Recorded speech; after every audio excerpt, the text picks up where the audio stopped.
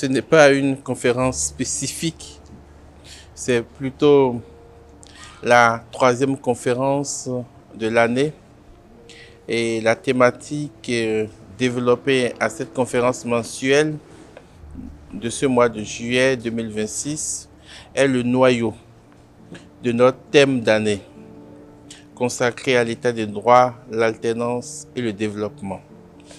Mais la nouveauté et la sublime nouveauté et la providence qui est à l'œuvre, c'est que en octobre 2025, j'ai demandé à Monseigneur l'archevêque, qui est mon évêque et président de la conférence épiscopale du Bénin, qui m'a envoyé aux études.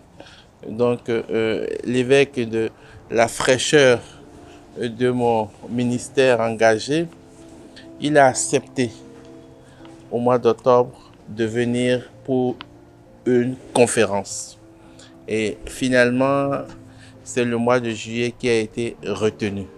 Mais depuis son oui, la thématique était déjà fixée. Alors, cette conférence est pour nous un bon kairos, un temps favorable pour l'Église de parler, de renouveler la pensée de la doctrine sociale de l'Église, surtout en ce temps où le pape Léon XIV, le pape de la doctrine sociale de l'Église pour la postmodernité, a consacré du temps pour 4 voyages en Afrique et un voyage tout autant spécial en Espagne, avec des paroles fortes, des idées ancrées dans la doctrine sociale de l'Église et un engagement apostolique impressionnant. Alors, les évêques d'Afrique qui sont sur le continent de l'espérance, où il y a beaucoup de mots, sont aussi engagés dans cette même dynamique. Et je crois que Monseigneur, en tant qu'universitaire de renom, est un homme ancré dans l'Afrique, qui connaît l'Afrique, et avec son cœur de pasteur, de chercheur, et son cœur conciliant, amoureux de la communion, de la concorde et de la paix, pourra nous parler de cette thématique.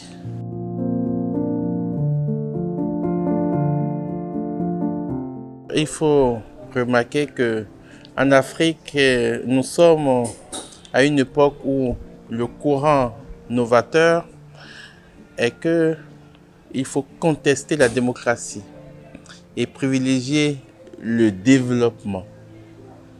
Et donc, pour beaucoup de gens, la démocratie nous a imposé et elle ne profite pas au développement, elle ne participe pas au développement. Et il est important, à partir de ce constat, de faire un travail plus approfondi sur ce qu'est l'état de droit en lui-même, son lien avec l'alternance et le développement.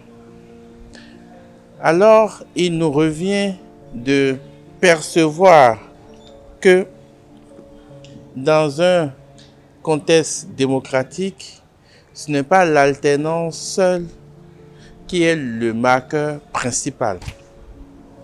La démocratie crée le cadre de discussion, d'échange, un cadre propice au développement. Si donc le problème de la démocratie est un problème de l'homme, et on sait que pour l'Église, la route, c'est l'homme, alors la question de l'homme, sa formation, son intégrité, sa conscience et sa valeur sacrificielle pour son pays, pour le patriotisme, est de rigueur. Et donc, il faut repartir à l'état de droit et montrer comment l'état de droit, pour sa structuration, a besoin d'alternance. Surtout qu'en Afrique, il y a beaucoup de chefs d'État qui sont en poste depuis 20 ans, 25 ans, 30 ans. Et à partir de ce moment, il faut arrimer l'alternance aux enjeux de développement pour mieux percevoir après la valeur de la démocratie qui est centré sur la liberté de l'homme et la conscience de passer le témoin dans une intégrité remarquable.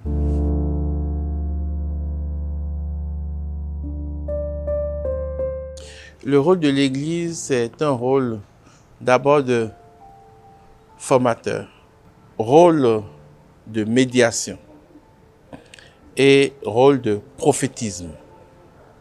Ces trois pôles du rôle de l'Église est un rôle historique. Et quand on voit les conférences épiscopales dans chaque pays, ces conférences n'ont jamais manqué de porter une parole de vérité, de lucidité et de perspicacité sur le réel politique. Et dans leur discours, ils pointent du doigt le cœur de l'homme, l'esprit de l'acteur politique et sa conscience. Et un cœur appelé à se détacher du matériel, à se détacher du poste, à se détacher des positionnements. Parce que c'est le matériel, le poste et les positionnements et les intérêts personnels qui font que l'Afrique recule. Je ne sais pas si avec un pouvoir qui est sur place sur 20 ans, 30 ans, 50 ans, on pourrait se développer. Il peut y avoir des infrastructures, mais est-ce qu'il y a la valeur et la densité humaine? Sachant que c'est l'humain qui est le poumon d'un développement. On peut avoir l'infrastructure sans avoir l'esprit de l'entretien, sans avoir l'esprit d'accompagner toute une génération à rentrer dans l'esprit de développement. Alors le rôle de l'Église est tout à fait inédit et tout à fait d'actualité. Et regardons le pape, regardons les encycliques, regardons les discours pontificaux. À chaque voyage apostolique, les papes n'ont jamais cessé d'instruire le cœur de l'homme, de réveiller son esprit et de fouetter sa conscience. Et c'est cela, le rôle de l'Église, qui est la première des institutions au monde et qui connaît l'homme et qui possède la science de l'humain, l'humain au service de la cité, au service de Dieu.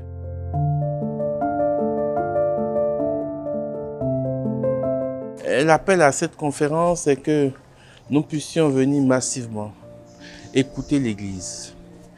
Écouter l'Église sur une question africaine, par la porte du Bénin, par la fenêtre de Koto.